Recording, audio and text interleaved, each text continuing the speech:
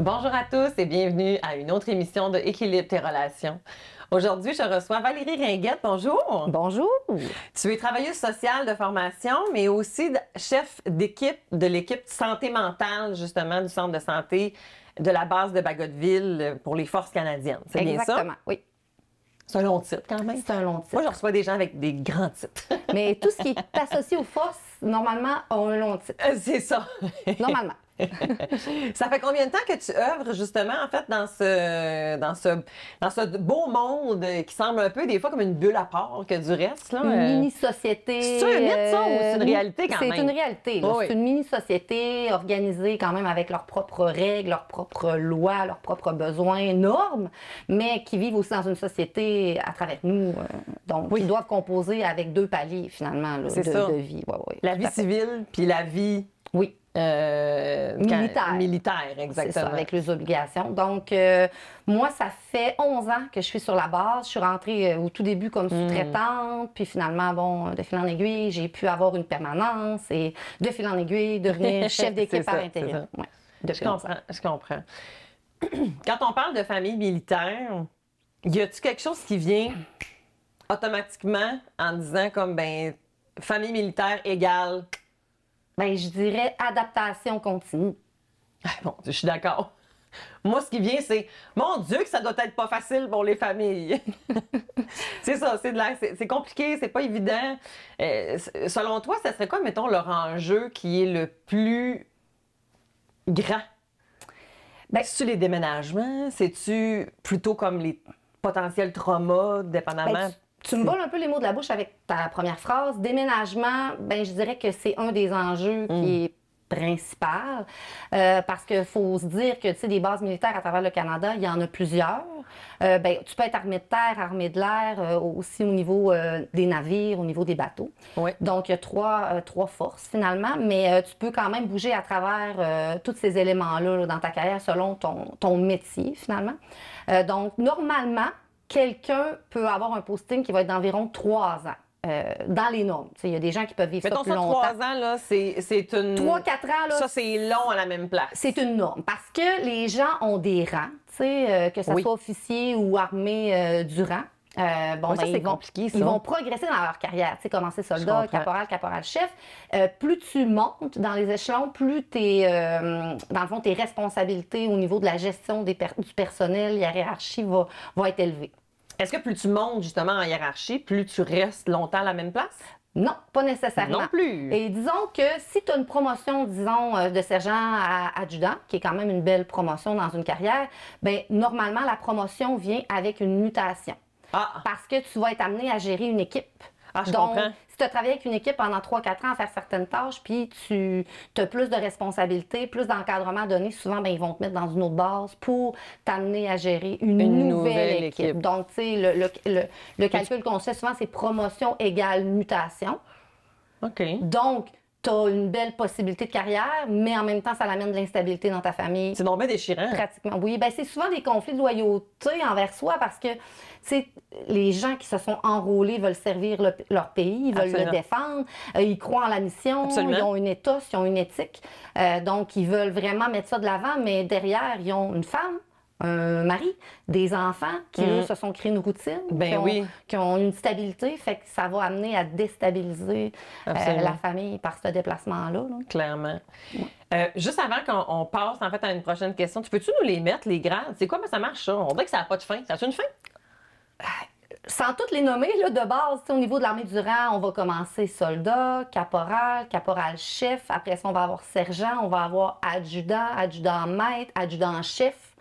Ça, c'est ce qu'on voit beaucoup dans l'armée du rang. Puis au niveau des officiers, on va avoir lieutenant, ça veut dire souvent qu'il est en formation de son métier pour devenir capitaine. Puis là, dans les capitaines, tu peux avoir des capitaines juniors, seniors. Tu montes aussi dans le grade en tant que tel. Après ça, tu vas avoir major, lieutenant-colonel, OK, mais là, on était comme... C'est comme si il y a comme deux strates, on dirait, de comme tu me parles. Il y a comme les soldats, puis on monte. Au niveau des métiers plus terrain, puis après ça, les officiers qui sont souvent plus dans les métiers... ceux qui sont amenés à être plus vraiment comme sur les champs de bataille, si on veut mettre armée du rang un peu plus terrain. On va avoir des métiers techniques et Oui, tout c'est ça, en Puis fait. ensuite, les officiers, on va avoir des métiers très logistiques, administratifs. Puis là, Ok. ce que j'ai décrit au niveau des rangs, finalement, là, ça parle de l'armée de terre. Parce que quand tu tombes dans l'armée, OK, oui. puis à l'armée de l'air aussi, mais quand tu tombes dans l'armée navale, c'est différent. Ah, OK. Oui, il y a un petit switch pour eux. Puis là, je tiens aussi à souligner qu'oubliez pas, moi, je suis clinicienne, mais je parle au plan professionnel, hein, parce que je suis pas une conjointe de militaire. Donc, c'est pas Non, des absolument. choses que je vis personnelles. Non, non, là. c'est ça. Non, Ouais. tout à fait, tout à fait. Est-ce que, justement, on pourrait... Est-ce que c'est un mythe ou c'est une réalité que si on est deux parents militaires, c'est-tu plus facile à gérer ou pas nécessairement? Mon Dieu. La question est excellente. Je dirais que ça dépend. OK. Je pense que ça peut vraiment faciliter, peut-être la compréhension. C'est un peu ça que je me demandais. Un peu comme, mettons, un travailleur autonome, quelqu'un qui a une business, puis qui vit avec quelqu'un qui est salarié. Des fois, tu sais, les gens, je comprends pas ta réalité.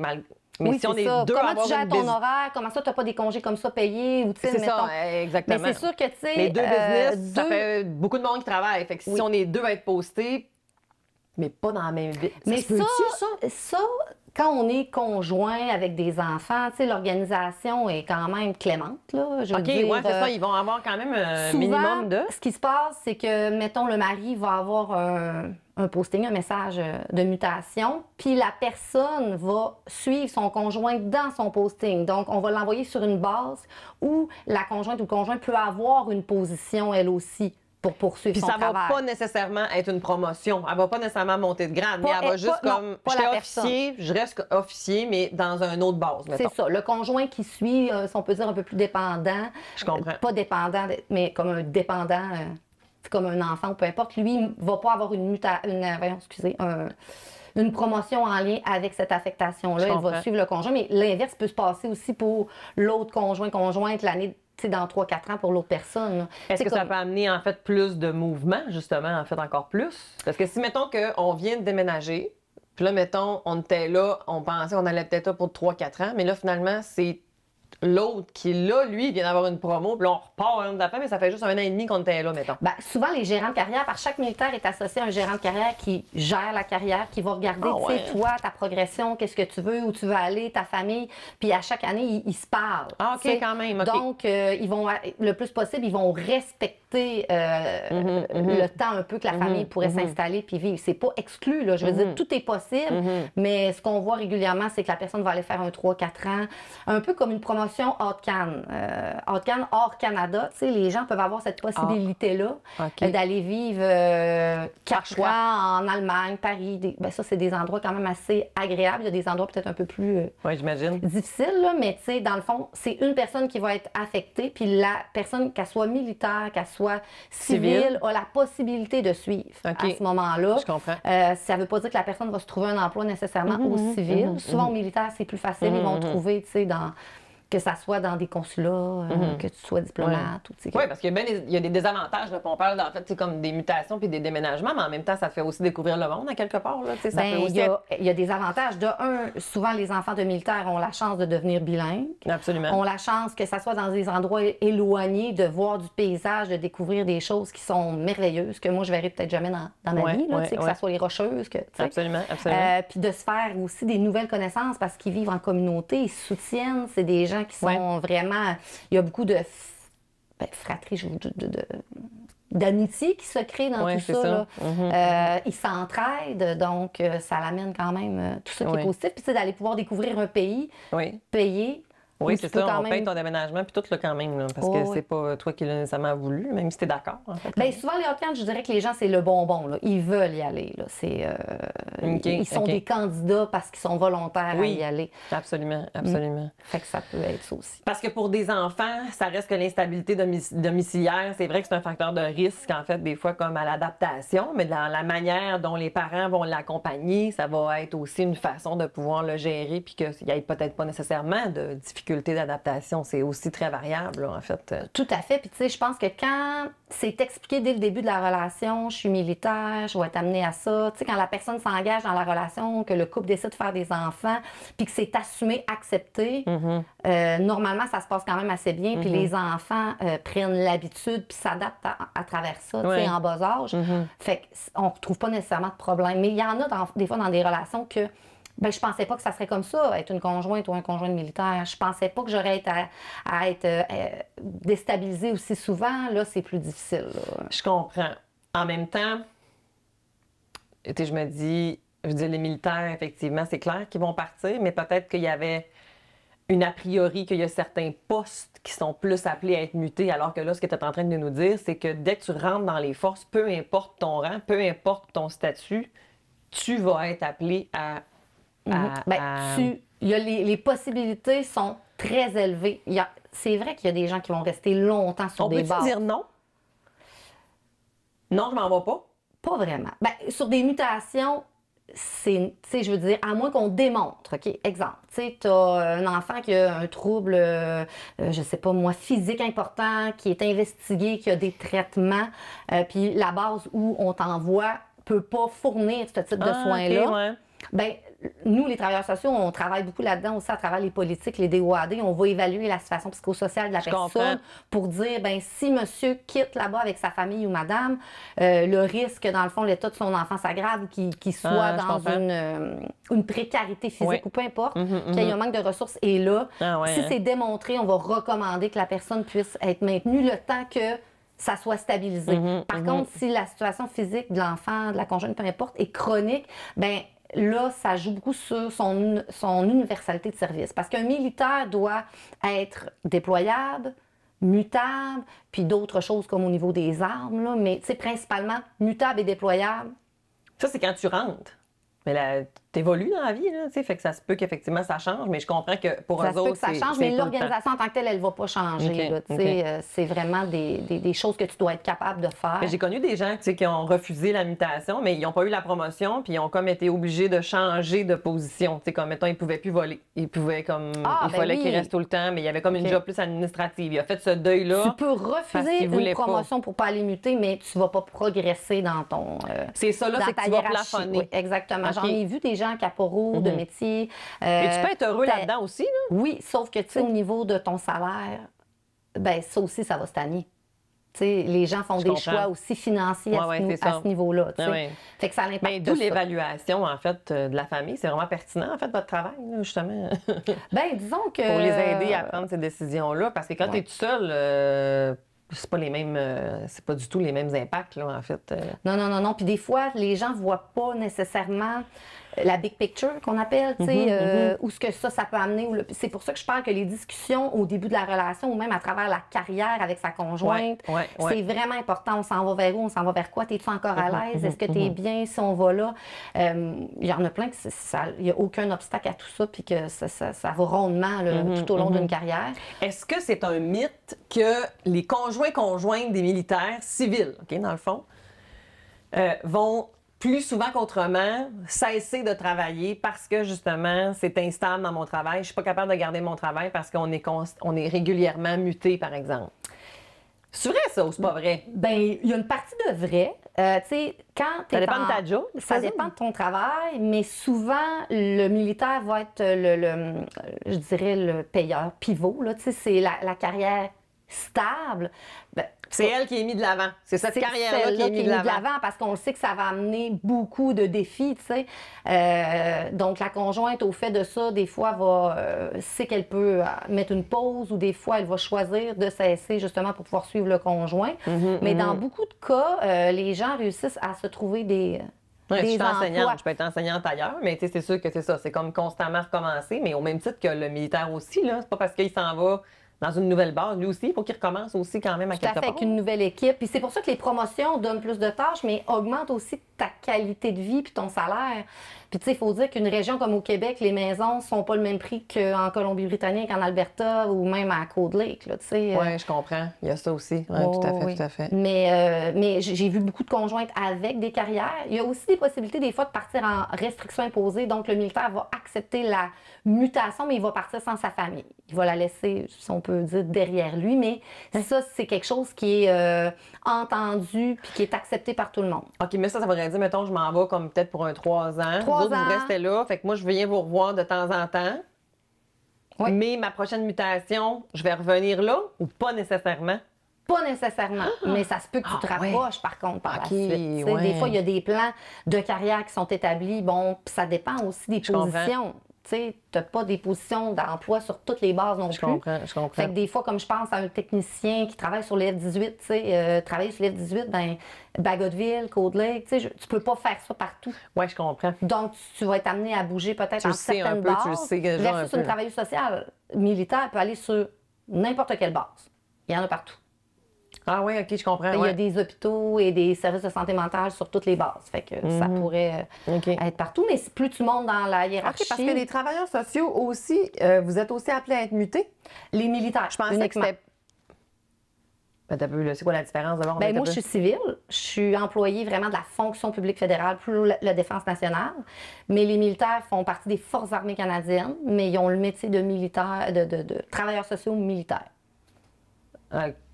C'est quoi la différence entre les deux? Ben, l'employeur est différent. Ouais, Défense nationale, c'est la Forces seule. armées, Oui, mais absolument. ce qui se rejoint. Puis nous, ben, on est des fonctionnaires avec des conventions collectives, avec une stabilité. Mais je veux dire, dans le quotidien, là, pas nécessairement plus au niveau du papier, mais sur le, mettons, dans ton équipe. Dans mon équipe- Est-ce que tu travailles avec des travailleurs sociaux qui sont militaires? Oui, ben ma capitaine. Mais est-ce qu'ils font des choses différentes que toi ou ils ont le même mandat? Ils font de la gestion d'équipe. Normalement, c'est des gestionnaires Ah, OK, je comprends. de services en OK. santé mentale. OK. Ils sont vont pas sur faire le plancher, quand même là. du clinique. Ils vont Ouais, je en comprends. faire, mais ça va être une partie minime ou en tout cas. Je comprends, OK. C'est du 80-20 peut-être. là. OK. 80 puis ils vont avoir d'autres devoirs militaires à travers OK. que nous, on n'aura pas non plus. OK, là. je comprends, je comprends. Mais toi, comme civil, tu pourrais quand même dire, ben moi, si vous avez quelque chose ailleurs, je pourrais y aller. Dans le passé, il y a eu des occasions puis des opportunités. On voit moins ça, mais Je ça comprends. ne veut pas dire que ça pourrait pas arriver. Là. Je comprends, je Un jour, comprends. dire on a un besoin d'aller donner une formation dans tel endroit dans le monde pour des gens qui vont partir en mission. Ah oui, je comprends. Est-ce que comprends. certains civils pourraient, ça pourrait se produire? OK. Et là, mettons que finalement, là, on est en couple. On est en couple et c'est compliqué. On se sépare. Oui. Qu'est-ce qui arrive? Est-ce que dans ce temps-là, il y a des droits acquis? Est-ce que la famille, que tu n'es plus en couple, ils peuvent-tu quand même suivre? Comment ça marche dans ce temps-là?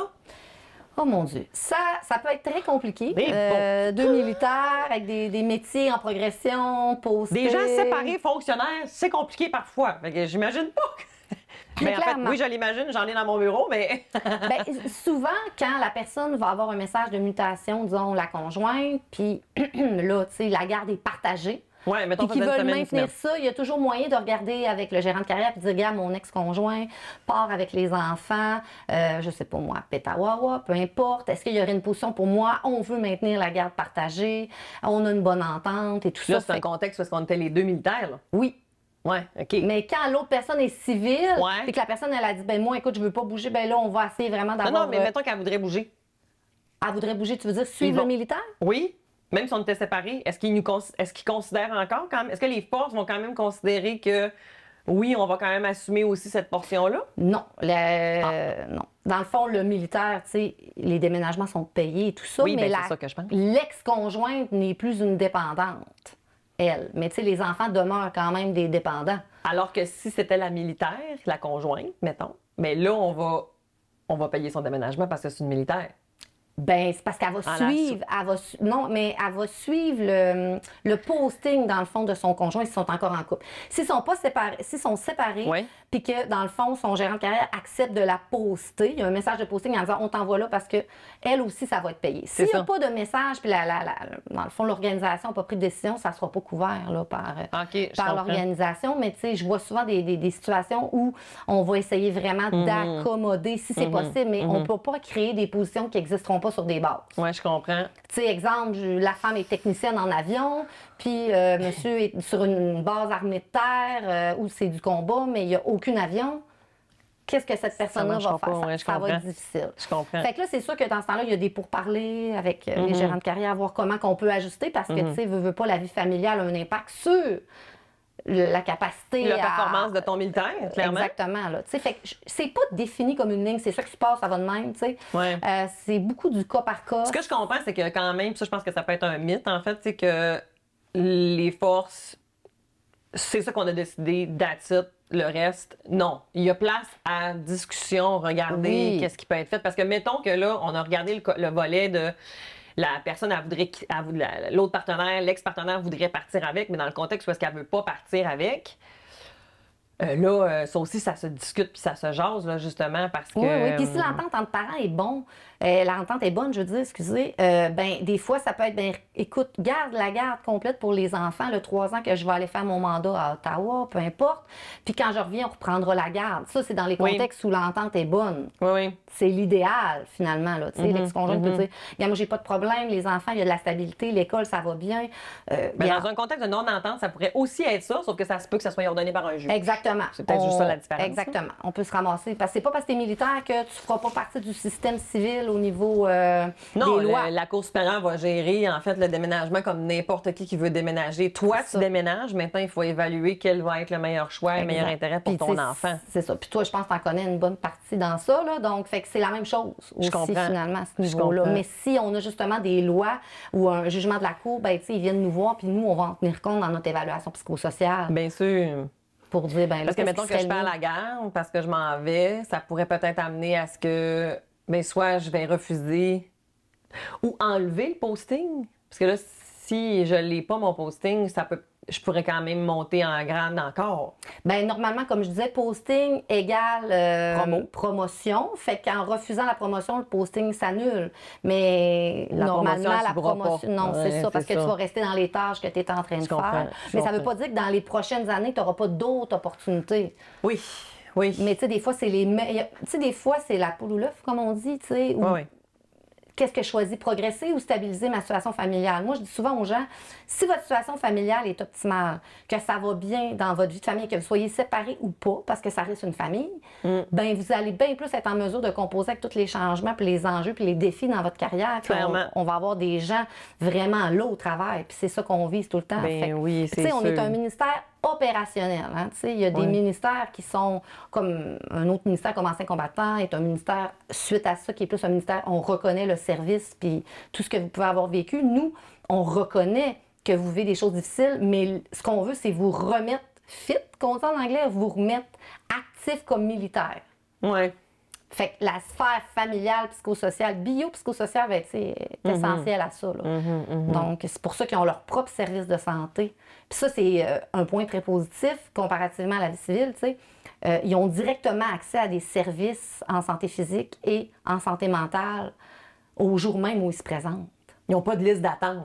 Ben, on a des listes d'attente. Disons, moi, j'ai quelqu'un qui vient parce que je pense que j'ai un état de stress post-traumatique, j'ai telle chose.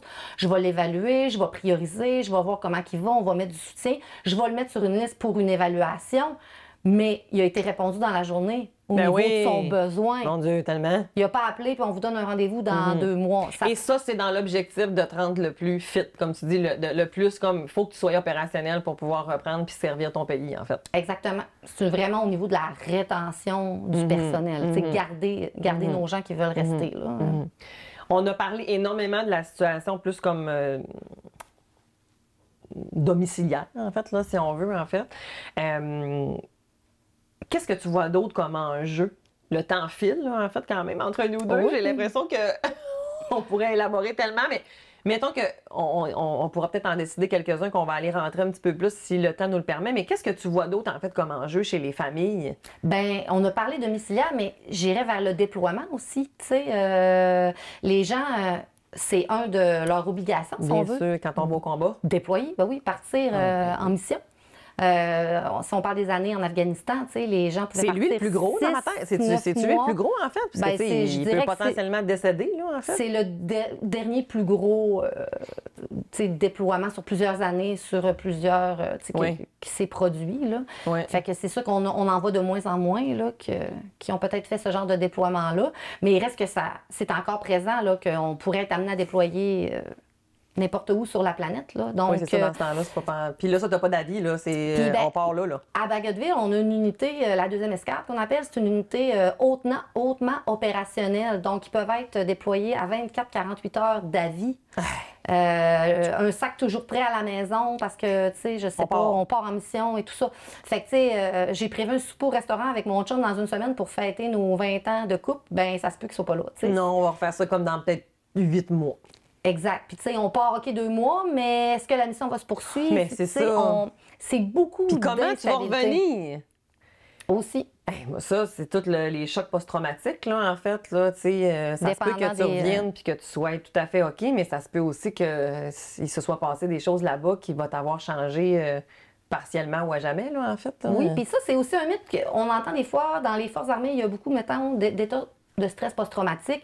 Ben, si on compare avec la communauté civile là, dans laquelle nous, on évolue, ben, on a de la diversité autant qu'au civil au niveau des problématiques qu'on va rencontrer santé mentale. On voit pas juste des gens avec des états de stress post-traumatique. On en voit. Ouais. Puis il y a peut-être pas de prédisposition, mais peut-être plus des situations uniques qui peuvent nous amener à vivre ce type d'événement-là, mais on a... Mais dont le déploiement. Dont le déploiement, puis dépendamment où tu vas déployer aussi. Tu sais, c'est pas tous les déploiements qui sont en milieu austère, qu'on appelle. Là, tu sais, non, hostile, effectivement. pas austère, mais hostile. Absolument, absolument. Austère, c'est une maison. Mais, fait que, tu sais, c'est sûr que ça peut être quelque chose là, qui peut être difficile pour la famille. Tu sais, si tu as 3, 4 enfants ou peu importe, tu as déjà une grosse charge mentale. C'est ce qui peut amener des fois peut-être les conjoints ou conjointes des fois la séparation. à choisir ou à choisir de ne pas occuper un emploi de temps plein aussi pour être en mesure tout le temps d'accommoder puis de pouvoir pallier, effectivement. Il y a des ressources comme le Centre des ressources familiales pour militaires qu'on appelle le CRFM qui, eux, aident aussi les familles absolument. à s'adapter ou à peut-être implanter, intégrer des ressources à la maison pour que ça fonctionne bien pendant l'absence. Ou à préparer le retour aussi parce que c'est un peu comme ceux qui travaillent sur les chiffres 2 semaines dans le Nord, 2 semaines à revenir. Tu sais, la femme et la famille se créent une routine. Puis quand monsieur ou madame la revient... La routine quand t'es là, puis la routine quand t'es pas là. C'est ça. Fait que là, on peut imaginer plusieurs mois. Là. Valérie, il va falloir que tu reviennes. On n'aura pas le choix, là, parce que là... Ce sujet est tellement pertinent et je pense que ça répond à un besoin parce que le monde des militaires, c'est vraiment quelque chose qui est particulier puis que les gens ont beaucoup de mythes, il y a beaucoup de choses qui amènent des questionnements puis c'est super pertinent tout ce que tu nous nommes là. Merci. J'espérais être pertinente aujourd'hui. Moi, je trouve que tu es très pertinente. C'est vraiment très éclairant aussi, en fait, parce que ce qu'on voit, c'est que les militaires ont énormément, en plus de composer avec leur job, qui est en soi un élément complexe à gérer, toute la réalité d'être dans une famille, ça amène encore plus tout son lot et ses enjeux. Tout à fait. Puis oublions pas qu'ils ont une responsabilité. Quand tu es militaire 24 heures sur 24, 7 jours sur 7. C'est ça, exactement. Donc, les réactions que tu peux avoir en société, peu importe, peuvent avoir un impact aussi. Bien sûr. Donc, un peu comme une vedette. Tu sais, des fois qu'on dit, tu sais, ils ont quand même cette responsabilité-là aussi. Donc, ça peut amener une pression supplémentaire aussi, des fois, de se dire, j'ai peut-être pas le droit toujours d'être moi-même dans toutes les situations. Là, tu sais. Bien, je représente effectivement quelque chose quand même d'important aux yeux de la population générale. Valérie, je te remercie énormément d'avoir été avec nous parce que, comme je le disais, c'était vraiment pertinent. Puis je te le dis tout de suite, j'aimerais ça que tu reviennes pour qu'on discute encore parce qu'on n'a pas fini cette discussion-là, clairement pas. Bien, ça me ferait plaisir. Écoute, tes bureaux, tes locaux, tout est agréable. C'est super. Merci énormément de ta présence. Ça me fait plaisir. Merci à toi.